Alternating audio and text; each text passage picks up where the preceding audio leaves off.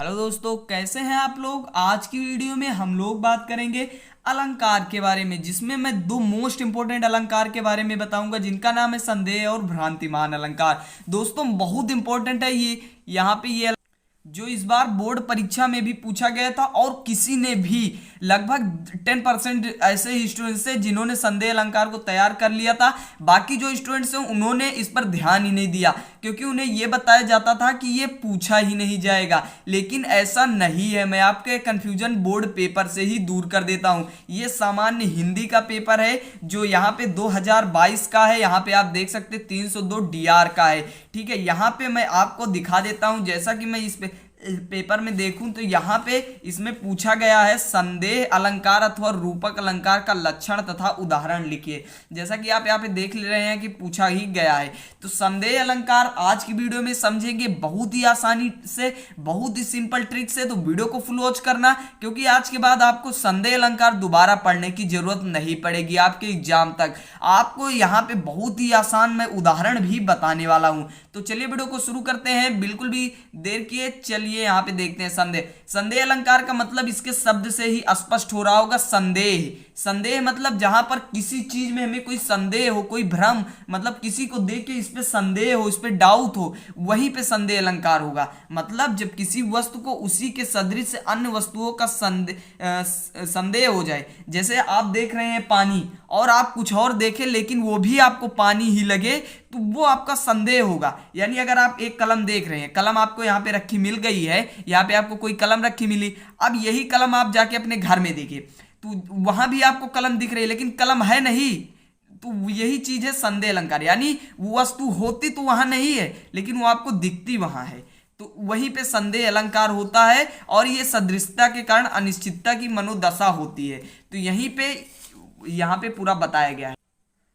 तो दोस्तों अब यहाँ तक तो आपको क्लियर ही हो गया होगा संदेह अलंकार क्या है। बाकी जो परिभाषा है ये मैंने लिख दी है, ये आपको पढ़ लेनी है। फिर उसके बाद इसका एक उदाहरण देखते हैं। सारी बीच नारी है कि नारी बीच सारी है, सारी ही की नारी है कि नारी की ही की सारी है। यहाँ पे आपको बहुत कंफ्यूजन हुआ होगा, आप एक बार इसे पढ़ के भी देखिए। कंफ्यूजन इतना है कि आपको समझ में नहीं आ रहा होगा, मतलब संदेह हो रहा है, वही चीज संदेह अलंकार है। और इस काव्यांश में नारी को संदेह के रूप में व्यक्त किया गया, अतः यहाँ पे संदेह अलंकार है। इसका मैं आपको एक और आसान उदाहरण भी बता देता हूं। बहुत से लोगों को ये उदाहरण नहीं याद हो रहा होगा, तो इसका मैं एक आसान उदाहरण मैं यहाँ पे बता देता हूं। केंधव व्योम बीतिका भरे हैं भूरी धूम के, तू केंधव चली मेरू तय कृसान उसर भारी है। यह उदाहरण आपको कई जगह मिल भी जाएगा। बहुत आसान उदाहरण है, आप इसे जल्दी से याद कर सकते हैं। स्पष्टीकरण, यही मेन बात होती है। बहुत से लोग होते हैं स्पष्टीकरण लिखते ही नहीं है। एक नंबर इस स्पष्टीकरण का ही होता है 2 नंबर में। एक नंबर तो आपको परिभाषा उदाहरण पे मिलेगा, एक नंबर स्पष्टीकरण का ही मिलता है।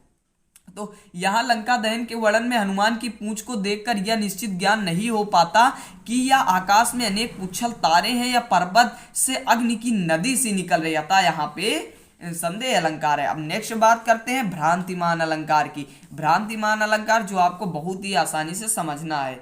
तो यहाँ पे भ्रांतिमान अलंकार यहाँ पे दिया हुआ है, जैसे कि मैंने हेडिंग में लिख दिया हुआ है, जहां उपमेय को भ्रम के कारण उपमान समझ लिया जाता है तब वहां भ्रांतिमान अलंकार होता है। जैसे अब आप कोई वस्तु देख रहे हैं, जैसे मान लीजिए आप देख रहे हैं चंद्रमा को देख रहे हैं, चंद्रमा को आप देख रहे हैं, तो वहां पे आपको क्या होगा, भ्रम हो जाए। ऐसा कुछ देख लें कि जैसे चंद्रमा से आपको वो सूरज दिखने लगे। मतलब जैसे कोई सांप है, वो हाथी की सूंड को समझ के, उस बिल समझ के उसमें घुसने लगा, तो हाथी ने भी उसे गन्ना समझ के उठा लिया। यही बात है। तो यहाँ पे भ्रम बहुत हुआ है। तो जहां भ्रम हो वही भ्रांतिमान अलंकार। अगर कुछ ना है तो आप लिख दीजिए, अगर आपको याद है परिभाषा, बाकी आप याद कर लीजिए। इसका एक उदाहरण आसान सा देखते हैं। तो दोस्तों सेम वही उदाहरण मैंने लिखा हुआ है। बिल बिचारी प्रभिसिल लग्यो नाग सुंड, यहाँ पे नाग लिखा हुआ है, आप यहाँ पे ध्यान से थोड़ा देख लीजिएगा। नाग सुंड में ब्याल, नाग सुंड में ब्याल ताहुकारी ऊख भ्रम लियो उठाए उत्ताल। यहाँ पे इसका मतलब क्या होगा, बिल बिचारी प्रभिसिल लग्यो, मतलब एक सांप हाथी की सूंड को बिल समझ लिया और उसमें घुसने लगा। अब नाग सुंड में ब्याल मतलब नाग उस सुंड मतलब सूंड में घुसने लगा, ब्याल मतलब बिल समझकर। ताहु कार्य ऊक भ्रम लियो। और हाथी को भी भ्रम हो गया, उसने कहा, उसने समझा ये ऊक है, उठाया उत्ताल और उसने ऊक समझकर उसे उठा लिया, ऊपर उठा लिया। तो स्पष्टीकरण ठीक यही आपको लिख देना। अतः यहाँ पे भ्रांतिमान अलंकार, यहाँ सर्प को हाथी की सूंड बिल होने की भ्रांति हुई, मतलब भ्रम हुआ, अर्थात यहाँ पे भ्रांतिमान अलंकार है। तो दोस्तों बस आज की वीडियो में इतना ही था।